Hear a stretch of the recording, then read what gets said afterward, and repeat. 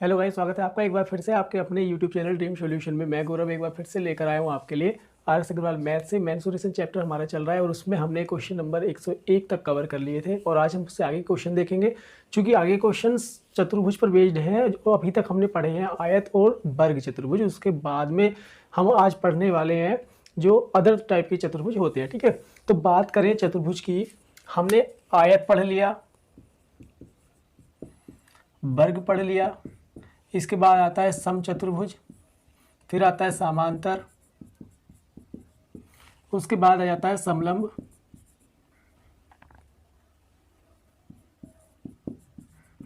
ठीक है, और इसके बाद आता है चक्रीय,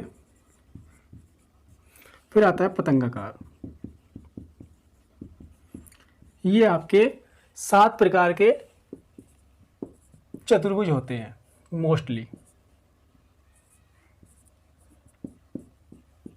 ठीक है, तो हमने ये वाले दोनों कवर कर लिए थे।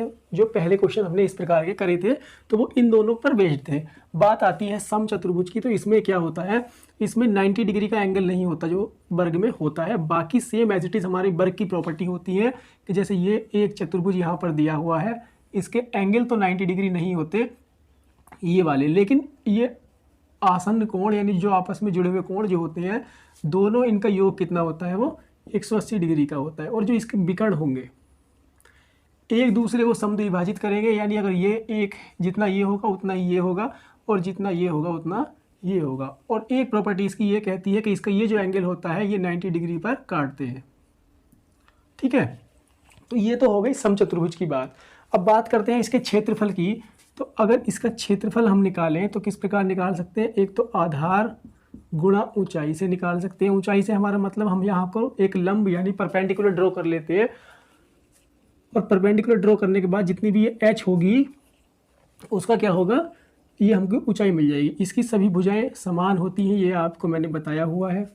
और उसके बाद हम अगर बात करें, आधार हमारा ए हो गया, ऊंचाई हमारी एच हो गई, या दूसरा कोई अगर फार्मूला लगाते हैं तो 1/2 इंटू d1 और d2, ये क्या हो गया, इसके विकर्ण हो जाते हैं। ये एक विकर्ण ये हो गया, एक विकर्ण ये हो गया। दूसरी अगर हम बात करें तो ये a साइन थीटा किसके बराबर होगा, ये h के बराबर होगा।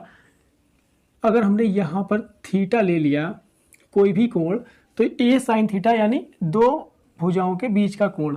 ठीक है, पूरा ये क्या होगा, तो ये साइन थीटा में हमने अगर बात करें तो a साइन थीटा बराबर h। ये कैसे होगा, अगर हम यहाँ से h ले लेते हैं तो h बराबर कितना होगा भाई, देखिए साइन थीटा से निकालते हैं। साइन थीटा बराबर कितना होता है, लंब यानी h बटे कर्ण। कर्ण कितना है, a। तो इस प्रकार से h की वैल्यू यहाँ पर a साइन थीटा होगी। अगर ये h की वैल्यू हम यहाँ पर रख दें इसकी जगह, तो ये कितना हो जाएगा, a into a sine theta. ठीक है, तो इस प्रकार से हम इसका क्षेत्रफल निकाल सकते हैं। बात करें इसके परिमाप की, तो परिमाप इसका होता है, परिमाप जो वर्ग का होता है 4 इंटू a। तो ये हो जाती है समलंब चतुर्भुज की बात। अब आते हैं किसमें, समांतर चतुर्भुज में। समांतर चतुर्भुज में क्या होता है, उसके आमने सामने की भुजाएं बराबर होती हैं, यानी ये a हो और ये दोनों a हो जाएंगी और ये दोनों b हो जाएंगी। बाकी उसमें एक चीज और होती है कि उसके ये जो 90 डिग्री का वर्ग में सम चतुर्भुज में जो 90 डिग्री का एंगल विकर्ण बनाते हैं वो इसमें नहीं बनाते, यानी इसमें जो ये एंगल होगा ये 90 डिग्री का नहीं होगा। बाकी चीज़ें सेम रहेंगी, ये भी 180 अंश के होंगे आसन्न कोण, भुजाएं आमने सामने की बराबर है। अगर क्षेत्रफल की बात करें तो क्षेत्रफल भी इसका सेम ही होता है, 1/2 d1 इंटू d2 या फिर आधार गुणा ऊंचाई से। ठीक है, तो ये समांतर चतुर्भुज की बात हो जाती है। अब बात आती है समलंब चतुर्भुज, जिसके आमने सामने की जो भुजाएं हैं वो समांतर होती हैं इस प्रकार से। और उसमें अगर हम यहाँ पर परपेंडिकुलर ड्रॉ करें तो ये इनके बीच की दूरी हो जाएगी, इसको h मान लिया। और इसके क्षेत्रफल की बात करें तो इसका क्षेत्रफल होता है, ये a हो गई ये b हो गई, यानी इसका क्षेत्रफल होता है 1/2 इंटू समांतर भुजाओं का योग a प्लस b गुणा ऊंचाई। जो समलंब चतुर्भुज की बात होती है, यानी आमने सामने की भुजाएं तो इसकी समांतर होंगी, यानी उनमें बराबर दूरी होगी। अगर यहाँ h है तो यहाँ भी h होगी और ये भी h होगी, यानी दूरी क्या होगी, उनमें बराबर होगी। लेकिन भुजाएं बराबर नहीं होंगी, दूरी बराबर होगी। इस प्रकार का चतुर्भुज होता है आपका समलंब चतुर्भुज। ठीक है, तो इसके क्षेत्रफल का यही एक बेसिक फार्मूला होता है। आप फार्मूले ध्यान रखिएगा, ये आपको बहुत काम आने वाले हैं। बात आती है चक्रीय चतुर्भुज की। जैसा कि आप जानते हैं कि किसी भी सर्किल में जब कोई चतुर्भुज बनता है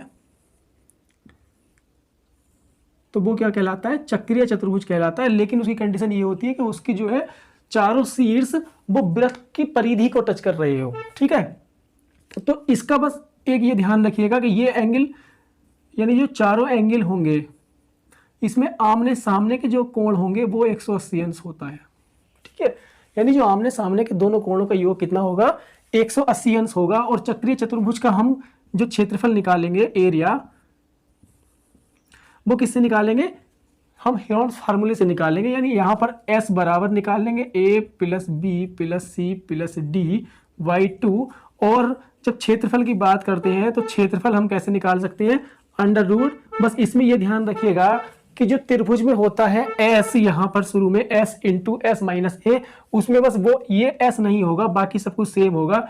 S minus A, S minus B, S minus C into S minus D, अगर हम चक्रीय चतुर्भुज के क्षेत्रफल की बात करें तो। ठीक है, चलिए ये चक्रीय की बात आपकी हो जाती है। अब आते हैं नेक्स्ट, पतंगाकार चतुर्भुज। ये आपने एग्जाम में कहीं देखा हो तो ये इस प्रकार की शेप दी हुई होती है आपको पतंग के आकार की, और इसमें ये दो विकर्ण होंगे। अब इसके विकर्ण की अगर हम बात करें, ये ए हो गया, बी, सी और डी। अगर इसके क्षेत्रफल की देखो, ज़्यादा क्वेश्चन इससे मोस्टली पूछे नहीं जाते, बस अगर क्षेत्रफल इसका पूछे तो क्षेत्रफल इसका हम केवल और केवल इसी फार्मूले से निकाल सकते हैं, A into D one into sorry A by two D one into D two से। तो ये मोस्टली आपके जो आते हैं वो यही आते हैं, समांतर, सम और समलंब। चक्रीय और पतंगाकार इतना ज़्यादा नहीं आते। ठीक है, तो अब हम देख लेते हैं क्वेश्चंस। समझ आए होंगे, और समझने की इसमें थोड़ा सा बस यही है कि ध्यान रखना है कि समलंब को कैसे पहचानना है और समांतर को कैसे पहचानना है। चलिए पहले क्वेश्चन की अगर हम बात करें तो पहला क्वेश्चन आपका कह रहा है, यानी क्वेश्चन नंबर 102, कि किसी समांतर चतुर्भुज की एक भुजा 18 सेंटीमीटर है तथा इस भुजा के विपरीत भुजा से दूरी 8 सेंटीमीटर है। समांतर चतुर्भुज की बात हुई है, तो एक भुजा ए बराबर दे रखी है कितनी, 18 सेंटीमीटर। 18 सेंटीमीटर दी हुई है, और इस भुजा के विपरीत भुजा से दूरी जो है यानी h बराबर हमको दे दी, वो 8 सेंटीमीटर दे दी। अगर इसकी क्षेत्रफल की बात करें तो क्षेत्रफल हमने पढ़ा है कितना होता है, आधार गुणा ऊंचाई। तो ये हो गया आपका 18 8 144 वर्ग सेंटीमीटर। ये आपका ऑप्शन नंबर डी करेक्ट हो गया। ठीक है, चलिए नेक्स्ट क्वेश्चन देखते हैं। नेक्स्ट आपका कह रहा है, एक समांतर चतुर्भुज की संगत भुजाएं क्रमशः 30 और 14 मीटर लंबी है। संगत भुजाएं यानी आमने सामने की भुजाएं। देखो ये इस प्रकार का कोई चतुर्भुज है, इसमें ये 30 हो गई तो ये भी 30 होगी, और ये 14 है तो ये भी 14 होगी। ये उसने कहा है कि संगत भुजाएं, यानी ये जो दोनों भुजाएं एक ये यानी एक दूसरे से जुड़ी हुई जो भुजाएं हैं वो 30 और 14 है, और समांतर चतुर्भुज है तो उसके आमने सामने की भुजाएं भी बराबर होंगी। ठीक है, और आगे उसमें कहा गया है कि इन भुजाओं के शीर्षों को मिलाने वाले विकर्ण की लंबाई वो 40 मीटर दी हुई है, एक की दी हुई है 40 मीटर। अब हमसे ये कहा गया है कि समांतर चतुर्भुज का क्षेत्रफल बताइए। हमको ऐसा कोई फार्मूला नहीं पता जो हम विकर्ण और भुजाओं के साथ उसका क्षेत्रफल निकाल ले। या तो दोनों विकर्ण होते तब हम निकाल सकते थे, या फिर हमको यहाँ पर ऊंचाई दी हुई होती तब हम निकाल सकते थे। अब हम इसको कैसे करेंगे, हम इसको दो पार्ट में डिवाइड कर लेंगे। यानी एक त्रिभुज का क्षेत्रफल निकाल लो, ये वाला त्रिभुज निकाल लो, या इस वाले त्रिभुज का निकाल लेते हैं, तो उससे हम दुगुना कर देंगे तो हमारा ये चतुर्भुज का क्षेत्रफल आ जाएगा। क्योंकि भाई जितना ये है पोर्शन उतना ही पोर्शन ये वाला है, तो एक का निकाल लो, उसको दुगुना कर देंगे तो उससे हम क्या है उसका क्षेत्रफल निकाल सकते हैं। तो अगर हम इस त्रिभुज की बात करें, त्रिभुज 1 की, तो इसमें क्या होगा, पहले s की बात कर लेते हैं। यहाँ पर s बराबर कितना होगा, 14 प्लस 40, एक भुजा ये होगी, एक ये होगी, एक ये होगी, प्लस 30 बटे 2, ये कितना आ जाएगा 84 बटे 2 यानी 42। s की वैल्यू 42 आ जाती है। अगर हम यहाँ पर लगाएं अंडर रूट यानी त्रिभुज में हेरोन्स फार्मूला, तो इसमें होता है ये s इंटू एस माइनस ए तो ये आ जाता है 28 इंटू एस माइनस बी ये 40 तो ये आ गया 2 इंटू एस माइनस सी तो ये आ जाता है आपका 12।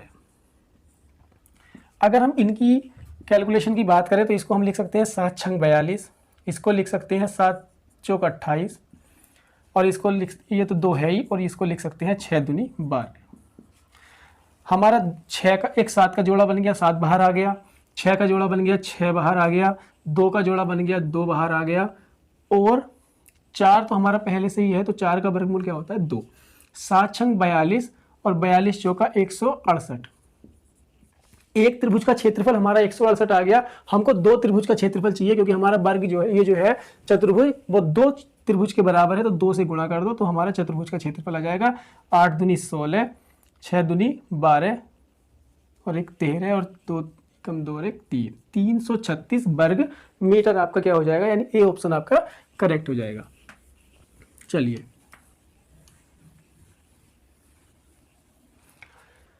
नेक्स्ट क्वेश्चन देख लेते हैं। नेक्स्ट आपका कह रहा है एक वर्ग तथा एक समचतुर्भुज एक ही आधार पर बने हैं, इनके क्षेत्रफलों का अनुपात क्या होगा। देखिए एक वर्ग और एक समचतुर्भुज, समचतुर्भुज की भी चारों भुजाएं बराबर होती है, लेकिन बस उसका क्या होता है कोण 90 अंश के नहीं होते। ठीक है, आधार इनका एक ही होगा। आधार हमने मान लिया ए है, तो अगर वर्ग की ये भुजा ए है तो ये भी ए होगी, ये भी ए होगी और ये भी ए होगी। बात करें समचतुर्भुज की तो इसकी अगर ये भुजा ए है तो ये भी ए होगी, ये भी ए होगी और ये भी ए होगी। तो हमसे पूछा गया है क्वेश्चन में कि इसके क्षेत्रफलों का अनुपात क्या होगा। क्षेत्रफल अगर वर्ग की बात करें तो वो होता है ए स्क्वायर, और समचतुर्भुज की अगर हम बात करें तो अगर हम आधार और ऊंचाई से लेते हैं तो भी हमको ये एच ड्रा करनी पड़ेगी, है ना। तो ये होता है आपका आधार यानी a इंटू एच, और अगर हम a की जगह और h की जगह a साइन थीटा लेते हैं, कोई सा भी ले लो कोई फर्क नहीं पड़ता, a स्क्वायर, तो ये यहाँ पर a स्क्वायर से ये कट जाएगा, तो यहाँ पर क्या बचेगा a, और हमको अनुपात निकालना है तो अनुपात लगा लेंगे साइन थीटा। अब इससे हमें ये पता लग गया कि देखो बराबर तो हो नहीं सकते, बराबर तो किसी भी कंडीशन में नहीं होंगे, है ना। और ना ही हमको एक ऐसा, देखो अगर हम ऑप्शन से ले तो ना ही हमको ये पता लग रहा है कि ये इससे दुगना होगा, इसमें भी हम कंफर्म नहीं है कि दुगना होगा, यानी 1:2 भी नहीं हो सकता, 1:4 का भी हमको क्लियरली पता नहीं लग रहा।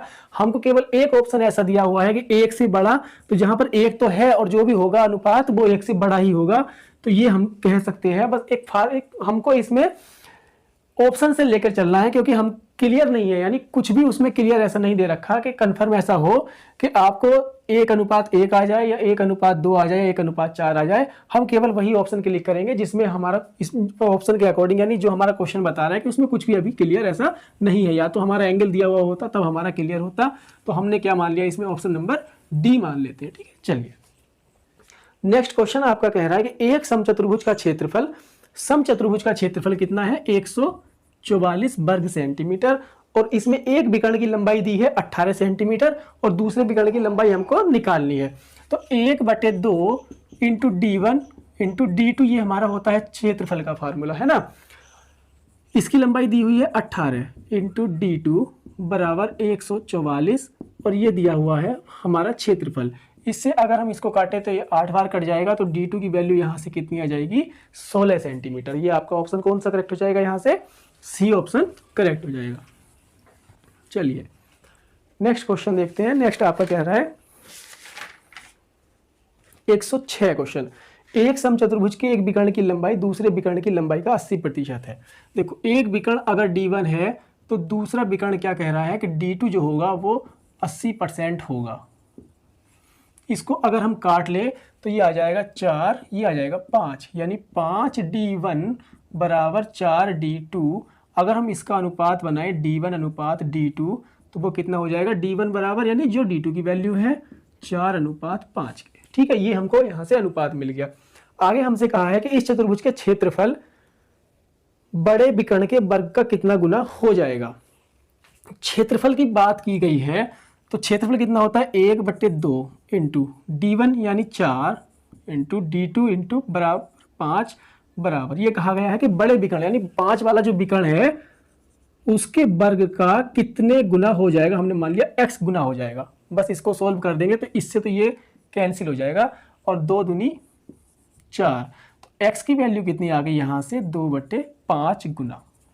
देख लीजिएगा ये आपका बी ऑप्शन यहाँ से करेक्ट हो जाएगा, है ना। ठीक है, चलिए नेक्स्ट क्वेश्चन देखते हैं।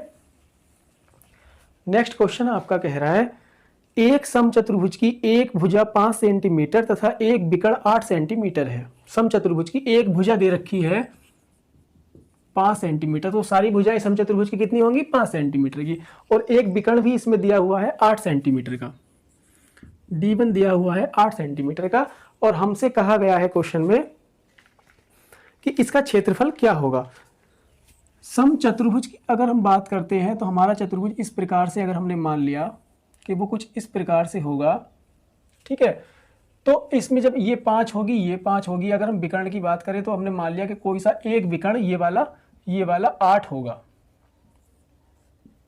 पूरा ये 8 होगा, तो ये कितना होगा, क्योंकि ये समद्विभाजित करते हैं, ये 4 हो जाएगा, ये 5 है ये 5 है। अब एक बात ये ध्यान रखिएगा, आपको ये पता है कि ये जो कोण होता है ये 90 अंश का होता है, चारों के चारों 90 अंश के कोण यहाँ से होते हैं। तो जब ये 90 डिग्री का कोण है ये वाला, चलो पहले कोई सा भी एक त्रिभुज ले लो, अगर हमने यही ले लिया जैसे कि ये वाला त्रिभुज, ये 90 डिग्री का कोण है, तो ये हो गया हमारा क्या कर्ण। अगर हम पाइथागोरस के अकॉर्डिंग देखें, ये हमारा लंब हो गया, ये आधार हो गया, तो आधार 4 हो गया, कर्ण हमारा 5 हो गया। अगर ट्रिपलेट की बात करें तो ट्रिपलेट होता है हमारा 3 4 5, तो ये हमारी भुजा कितनी आ जाएगी 3। तो जब ये 3 है तो ये भी 3 होगी, भाई ये यहाँ से यहाँ तक 3 होगी, यहाँ से यहाँ तक 3 होगी, तो D2 की वैल्यू कितनी आ गई 3 + 3 = 6। हमसे पूछा गया है क्वेश्चन में कि इसका क्षेत्रफल, तो क्षेत्रफल हम अगर निकालेंगे तो वो किससे निकालेंगे 1/2 × D1 और D2, 2 चौक 8 और कितना आ जाएगा 4 छंग 24 वर्ग सेंटीमीटर। ये आपका ऑप्शन कौन सा करेक्ट हो जाएगा, यहाँ से बी ऑप्शन आपका करेक्ट हो जाएगा। चलिए नेक्स्ट क्वेश्चन देखते हैं। एक समचतुर्भुज का परिमाप 52 मीटर है। अगर परिमाप 52 मीटर है यानी 4a = 52 है, तो a की वैल्यू कितनी हो जाएगी यहाँ से 13 हो जाएगी। और आगे क्वेश्चन में कहा गया है कि छोटा विकर्ण 10 यानी D1 कह लो, वो दे रखा है 10 मीटर, और इसके बड़े विकर्ण की माप हमको बतानी है, तो हमको वही सेम प्रोसीजर जो इससे पहले क्वेश्चन में किया था वही करना पड़ेगा कि ये हमारा कोई समचतुर्भुज है, इसका विकर्ण ये वाला दिया हुआ है 10, ये हमको ये नहीं पता ये कितना है, यही हमको निकालना है। छोटे विकर्ण की माप दे रखी है तो हम इसको 10 मान लेंगे, क्योंकि ये क्या है बड़ा विकर्ण है, तो ये 5 होगी और ये 5 होगी। भुजा जो दे रखी है वो 13 ये हो गई, ये 13 हो जाती है, ये भी 13 हो गई और ये भी 13 हो गई। यहाँ पर भी एक ट्रिपलेट बन रहा है कि अगर हम त्रिभुज की बात करें 5 13 यानी एक ट्रिपलेट होता है 5 12 या और उसके बाद में 13। अगर ट्रिपलेट याद नहीं है तो आपको पाइथागोरस लगाकर निकालना पड़ेगा, उसमें आपका समय थोड़ा सा जाएगा।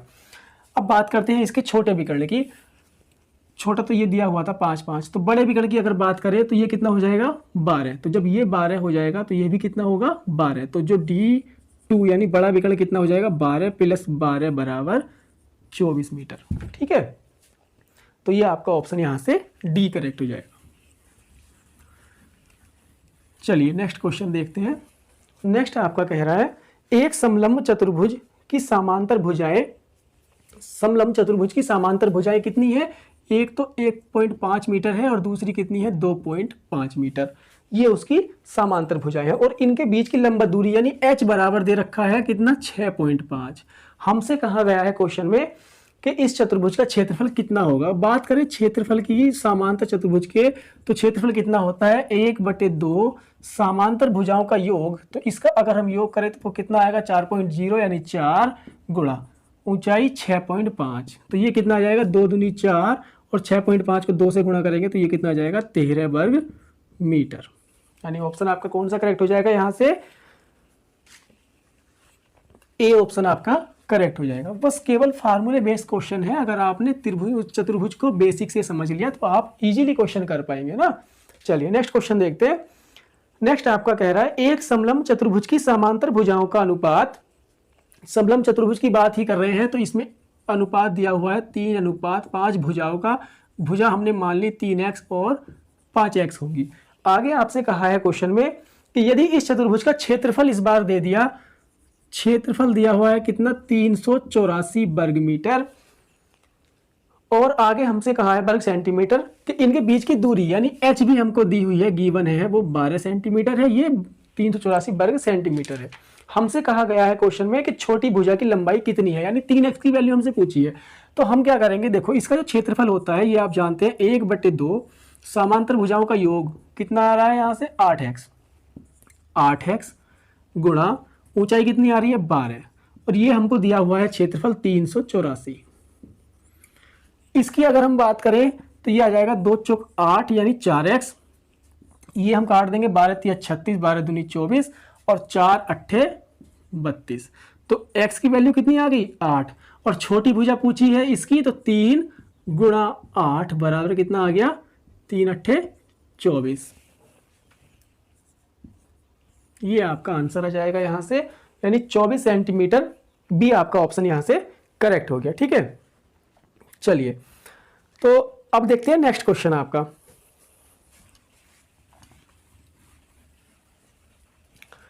नेक्स्ट क्वेश्चन आपका कह रहा है कि एक घोड़ा 40 मीटर लंबे तथा 24 मीटर चौड़े आयताकार घास के मैदान के एक कोने पर गाड़ी गई खूंटी से 14 मीटर लंबी रस्सी से बंधा हुआ है। देखिए ये कोई आपका आयत हो गया,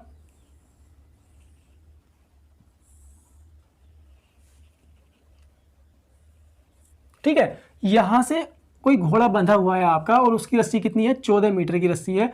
तो ये इस प्रकार से जब 14 यहां से होगा, यानी यहां तक अगर 14 होगा तो वो घोड़ा इस प्रकार से कहीं चढ़ सकता है, यानी जब रस्सी 14 मीटर की है उसकी तो वो 14 मीटर ही चारों तरफ घूम सकता है, यानी एक सर्कल टाइप का वो बन जाएगा।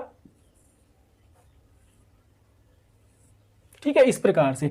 तो इतने पार्ट में वो घोड़ा चलेगा। हमको पूछा है कि इस पार्ट का हमको क्षेत्रफल निकालना है। तो अगर हम इसको मिला दें तो ये क्या होगा, ये इस वाले सर्किल का एक मतलब 1/4 पार्ट होगा जो घोड़ा चढ़ सकता है उस मैदान में, है ना। और इसकी जो मैदान की बात करें तो मैदान की भुजाएं हमको दी हुई है, लेकिन हमको मैदान की भुजाओं से मतलब नहीं है कि जब ये 14 हमको दे रखा है तो हम क्या करेंगे, पूरे सर्किल का हम क्षेत्रफल निकाल के हमको केवल उसका क्षेत्रफल का 1/4 निकालना है। तो जैसे हम कह सकते हैं कि 1/4 इंटू 22/7 यानी pi into R square, R कितनी हो गई इस सर्किल की 14 इंटू 14। बस ये हमारा आंसर आ जाएगा, क्योंकि हमको यही पार्ट चाहिए होगा इस वाले मैदान का। 7 दूनी 14, 2 दूनी 4 और 2 सत्ते 14, तो 22 सत्ते कितने होते हैं 154 वर्ग सेंटीमीटर या वर्ग मीटर, जो भी आपका दे रखा हो वर्ग मीटर। तो ये आपका ए ऑप्शन करेक्ट हो गया। आया समझ में।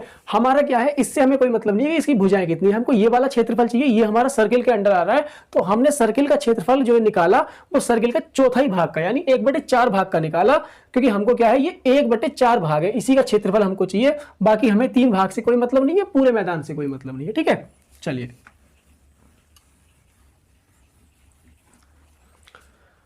नेक्स्ट क्वेश्चन देखते हैं। नेक्स्ट आपका कह रहा है, ये थोड़ा सा आप समझने का क्वेश्चन है और इसको समझकर करिएगा। नेक्स्ट क्वेश्चन आपका कह रहा है, एक समबाहु त्रिभुज ए बी सी के परिवृत्त की त्रिज्या आर है। देखो हम सर्किल बना लेते हैं जैसा कि आपको चित्र में शो हो रहा होगा, और इसमें दिया हुआ है आपका ये कोई त्रिभुज है, समबाहु त्रिभुज,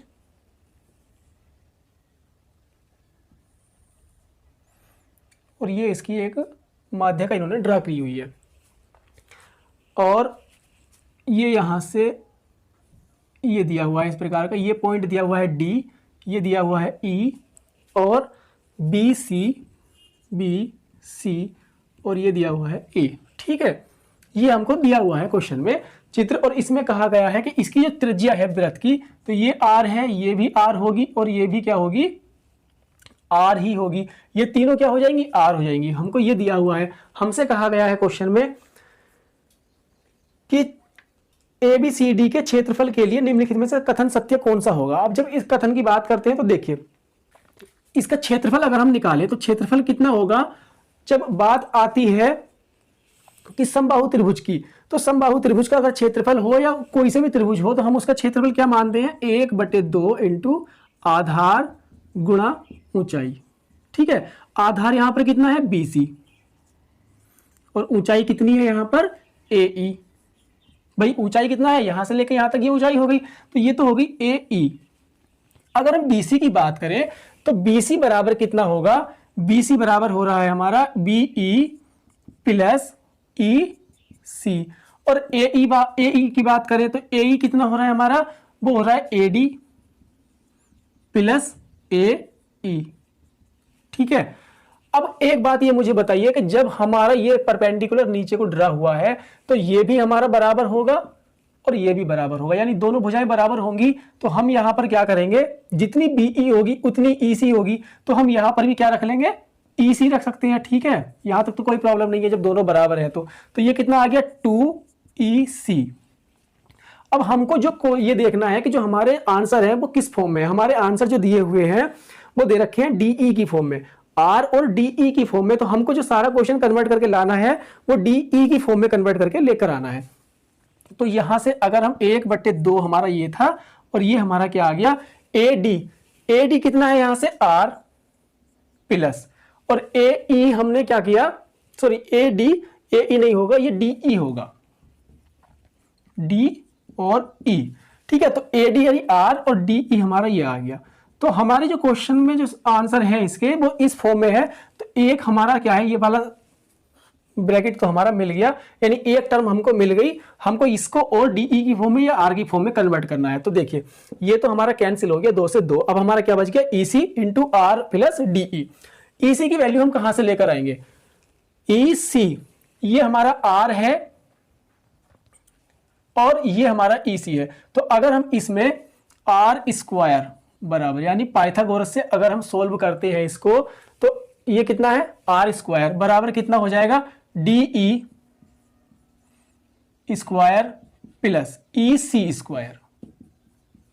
ठीक है, यही तो है ना, हमने इसमें पाइथागोरस पर में लगा दी। अब इससे हम क्या करेंगे, हम EC की अगर वैल्यू की बात करें, EC² बराबर तो R² माइनस DE²।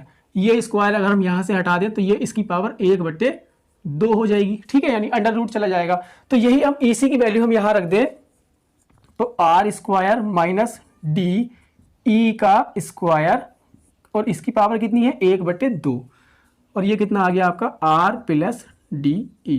बस ये हमारा हो गया यहां से। तो हम अगर इसको देखो, ये A² माइनस B² की अगर टर्म में बन रहा है तो हम इसको क्या लिख सकते हैं, R प्लस DE और R, इसको हम साफ कर लेते हैं, थोड़ा सा आसानी रहेगी, आप समझ पाए होंगे। ये हो गया R माइनस DE, लेकिन इनकी पावर कितनी है 1/2, तो ये 1/2 यहां से हमने लगा दिया। और एक हमारा जो टर्म है वो कितना है R प्लस DE, तो इसकी पावर कितनी है 1। अगर ये भी देखो, ये भी सेम है और ये भी सेम है, दोनों गुणा में है, दोनों गुणा में क्या है पावर उनकी ऐड हो जाती है, तो इसकी पावर कितनी हो जाएगी 3/2, और ये टर्म हमारा खत्म हो गया। तो हमारा क्या बच गया कुल R माइनस DE की पावर हाफ और R प्लस DE की पावर 3/2। तो यही हमारा आंसर होगा, यानी ये ऑप्शन हमारा C करेक्ट हो गया। ठीक है, तो ये हमारा रिलेशन बनेगा। हमने केवल वो चीज देखनी है जो हमको विकल्प में यानी ऑप्शन में दी हुई है, उसकी फॉर्म में हमने कन्वर्ट कर लिया। ठीक है, चलिए, कोई प्रॉपर्टी इसमें यूज नहीं करी है, कोई भी इसमें प्रमेय वगैरह नहीं लगी है, केवल और केवल सर्किल से पाइथागोरस का यूज हुआ है, अदरवाइज और कुछ नहीं हुआ। ठीक है, चलिए नेक्स्ट क्वेश्चन देखते हैं। एक समबाहु त्रिभुज की प्रत्येक भुजा 8 सेंटीमीटर लंबी है। देखिए, समबाहु त्रिभुज की प्रत्येक भुजा 8 सेंटीमीटर लंबी है और इस त्रिभुज के परिवृत्त तथा अंतर्वृत्त के बीच का क्षेत्रफल कितना होगा, जबकि पाई की वैल्यू हमको दी हुई है 22/7। इसमें तो कोई प्रॉब्लम नहीं है। देखिए, जब भी इस प्रकार का क्वेश्चन आपको आएगा तो आप क्या करेंगे,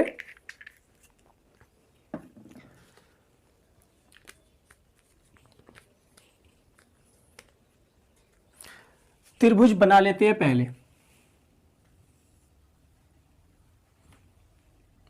ये आपका त्रिभुज हो गया, एक वृत्त इसके अंदर है इस प्रकार से, और एक वृत्त इसके बाहर है। ठीक है, इस प्रकार से कुछ उसका चित्र होगा। अब हमसे कहा गया है क्वेश्चन में कि जो त्रिभुज की प्रत्येक भुजा है वो तो है 8 सेंटीमीटर की, ये भी 8 होगी, ये भी 8 होगी और ये भी 8 होगी। और आगे हमसे कहा है क्वेश्चन में इस त्रिभुज के परिवृत्त तथा अंतर्वृत्त के बीच का क्षेत्र का जो क्षेत्रफल है, यानी ये वाला जो क्षेत्रफल है, ये वाला, इस मतलब ये जो क्षेत्र है इसका क्षेत्रफल हमको निकालना है। अब आपने क्वेश्चन में ये पढ़ा होगा, जब अंतर्वृत्त की त्रिज्या की बात करें, अंतर्वृत्त की त्रिज्या वो कितनी होती थी, a/2√3, और बाह्य वृत्त की कितनी होती थी, वो होती थी a/√3। तो a कितना है यहाँ पर 8, 2√3 यानी 2 चौक 8, तो ये कितनी आ गई 4/√3, और जो बाह्य वृत्त की आ जाएगी कितनी 8/√3। दोनों त्रिज्या हमको मिल गई। हम क्या करेंगे, बड़े वाला जो सर्किल है उसमें से छोटा वाला कम कर देंगे तो हमको ये वाला पार्ट मिल जाएगा। तो हम क्या करेंगे, पाई इंटू आर स्क्वायर, बड़ा वाला हमने ये मान लिया कैपिटल आर से, और minus pi into R square, ये हमने इस स्मॉल सर्किल का क्षेत्रफल मान लिया। यहां से हमने 22/7 कॉमन ले लिया, और आर स्क्वायर कितना है, यानी बड़े वृत्त की त्रिज्या, बाह्य वृत्त की वो कितनी है 8/3 का स्क्वायर, यानी 64/3, ये हो गया, माइनस ये आपकी छोटे वृत्त की कितनी है 4 चौक 16/3, ये आपका आ गया। इसको हमको सोल्व करना है, तो ये सोल्व करके कितना आएगा, देखो ये जब हर समान है तो ये 16 में से 64 में से 16 घट जाएगा, तो ये बचेगा 48/3 इंटू 22/7, ये कट जाएगा 16 तिया 48, यानी 16 बार, और हमारा कितना बच जाएगा यहाँ से 16 दूनी 32, और 16 दूनी 32 और 1 33,